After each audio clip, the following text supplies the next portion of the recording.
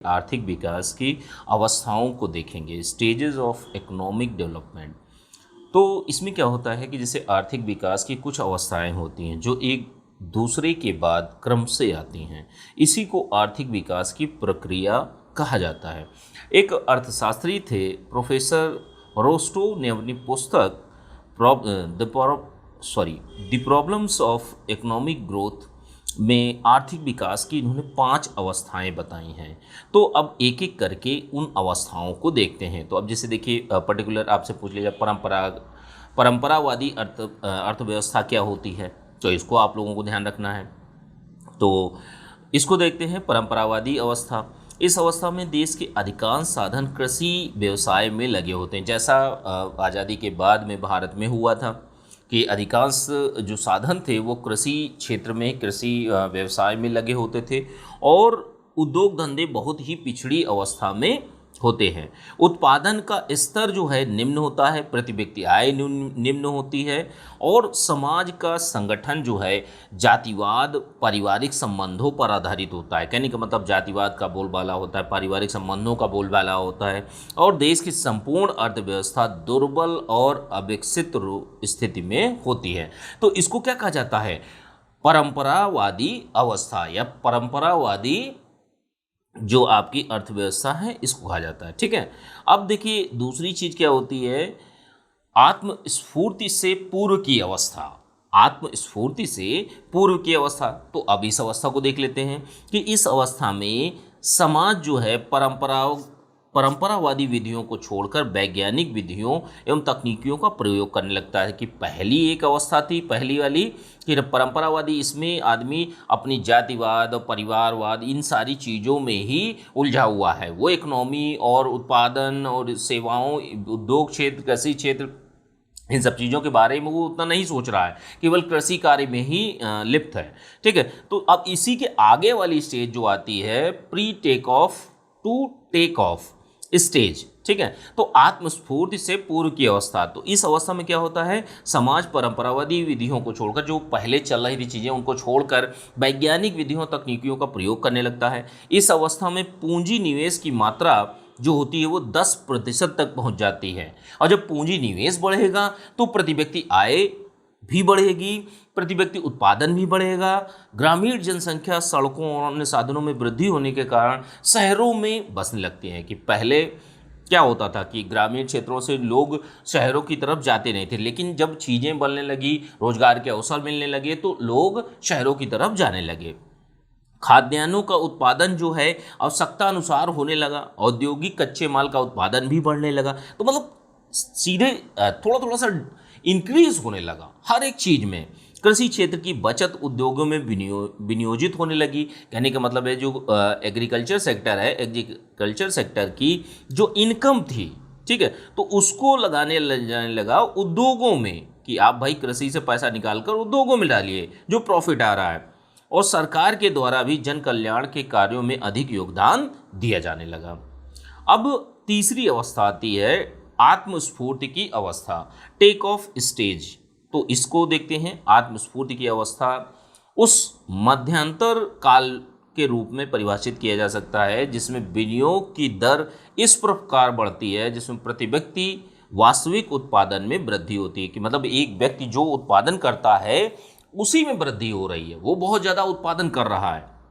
इस अवस्था में क्या होता है, इस अवस्था में क्रांतिकारी परिवर्तन होते हैं, विकास अपने अपने आप होने लगता है। मतलब डेवलपमेंट जो है वो अपने आप हो रहा होता है, क्योंकि प्रति व्यक्ति आय और प्रति व्यक्ति उत्पादन जो है वो बहुत ज़्यादा बढ़ रहा होता है। जैसे मान लीजिए कोई एक पर्टिकुलर व्यक्ति है, पहले वो उत्पादन करता था 2 बन का, ठीक है, अब वह 100 बन का कर रहा है, तो कहीं ना कहीं जो अर्थव्यवस्था है ऑटोमेटिकली बढ़ने लगेगी ना। तो यही चीज़ें हैं। कृषि व उद्योग में विकास का जो स्पष्ट प्रभाव है वो दिखने लगता है।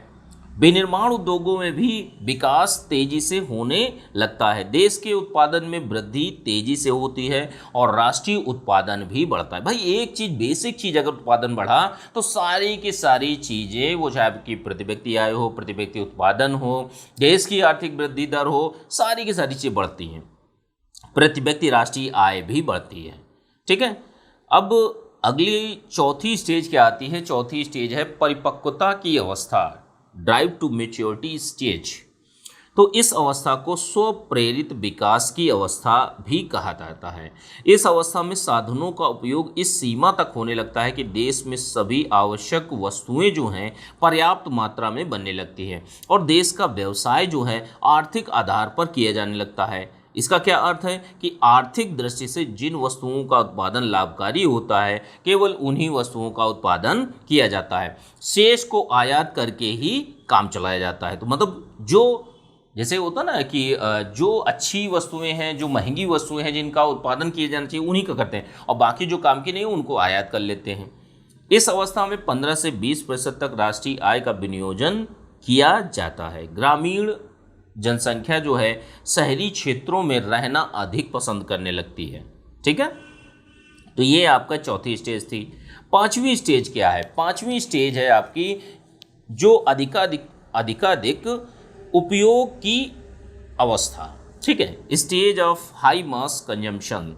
तो देखिए यह आर्थिक विकास की अंतिम अवस्था मानी जाती है। इसमें जनता की सामान्य आवश्यकताएं आसानी से पूरी हो जाती हैं और सामान्य उपभोग स्तर जो है ऊपर उठ जाता है। समाज का प्रत्येक व्यक्ति उपभोग की उच्चतम सीमा पर पहुंचता है और विशिष्ट वस्तुओं को काम में लाना चाहता है। तो ये आपके अधिकाधिक उपयोग की अवस्था कहलाती है।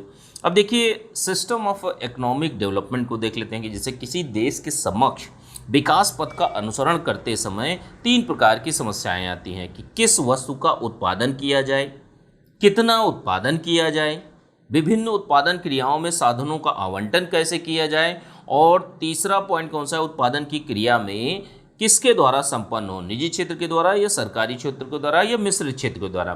तो देखिए भाई जो डेवलपमेंट प्रोसेस है, इकोनॉमिक प्रक्रिया जो होती है, इसमें सबसे पहली चीज़ क्या है, हमें क्या बनाना चाहिए, कितनी मात्रा में बनाना चाहिए, कौन बनाएगा, कैसे बनाएगा।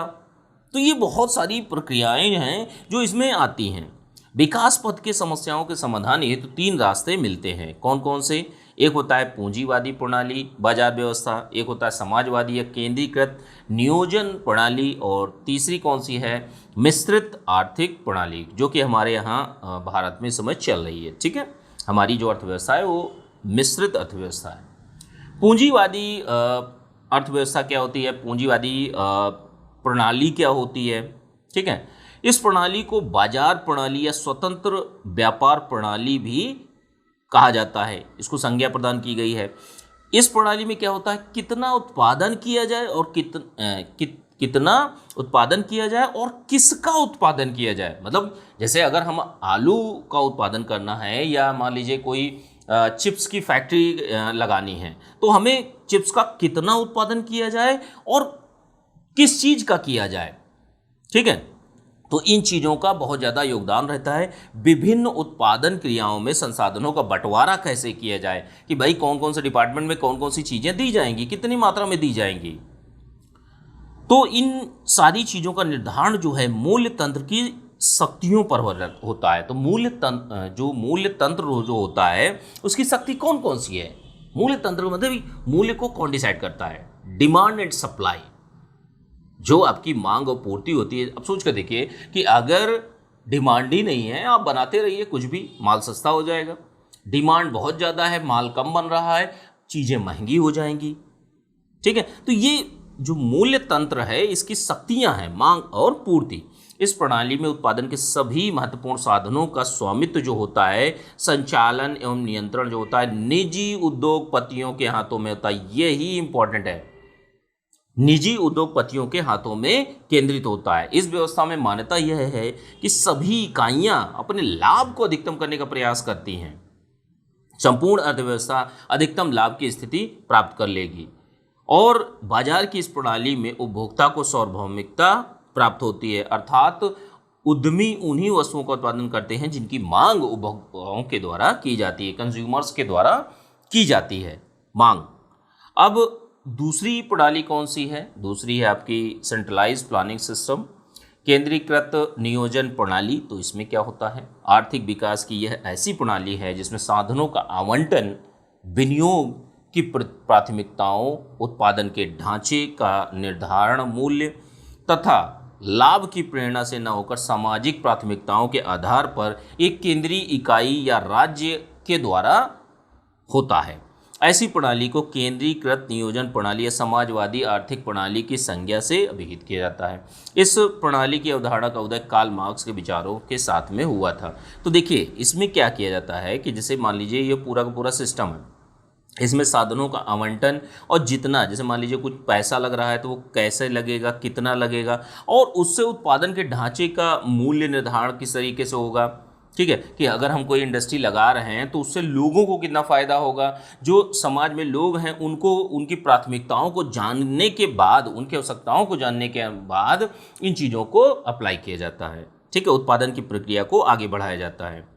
अब देखिए तीसरी प्रणाली क्या है, मिश्रित आर्थिक प्रणाली, मिक्स्ड इकोनॉमिक सिस्टम। तो देखिए पूंजीवादी के दोषों ने समाजवाद को जन्म दिया, परंतु समाजवाद भी दोषों से मुक्त नहीं रहा। मिश्रित अर्थव्यवस्था कुछ सीमा तक पूंजीवादी और समाजवादी दोनों प्रणालियों के मध्य की बात होती है। ठीक है, जिसमें कुछ तत्व आपके पूंजीवादी अर्थव्यवस्था के भी होते हैं और कुछ होते हैं आपके समाजवादी अर्थव्यवस्था के। तो मिश्रित व्यवस्था में क्या होता है कि निजी एवं सार्वजनिक क्षेत्र बाजार तंत्र जो होता है तथा राज्य की भूमिका घनिष्ठ रूप से संबंधित होती है।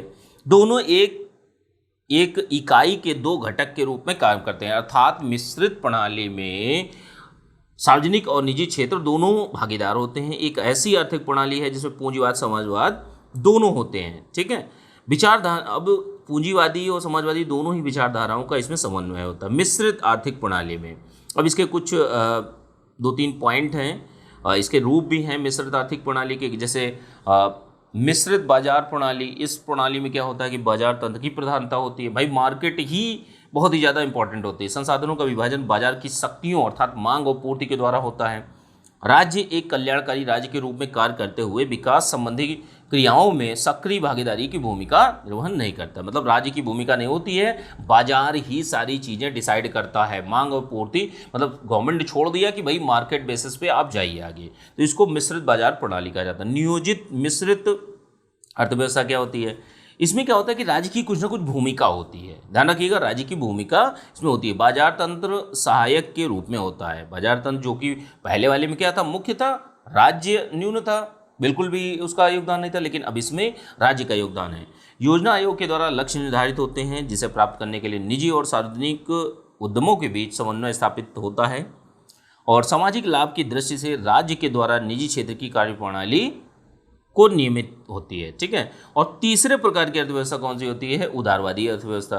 तो इसे बाजार प्रधान नियोजित मिश्रित अर्थव्यवस्था की भी संज्ञा दी गई है। इस व्यवस्था में क्या होता है कि जैसे नियोजन जो प्लानिंग होती है उसके साथ साथ बाजार तथा निजी क्षेत्र की भागीदारी के प्रति अधिक उदारवादी नीति अपनाई जाती है। यह धीरे धीरे बाजार की ओर उन्मुख होती है और नियोजन का स्वरूप जो है निर्देशात्मक यानी इंडिकेटिव होता है। भारत में 9 सुधारों यानी 1991 में जो सुधार आए थे, एलपीजी रिफॉर्म जो लाए गए थे, उसके बाद से ही ये व्यवस्था जो है प्रचलित है। ठीक है, तो आज की डेट में हम लोग यहीं तक देखेंगे।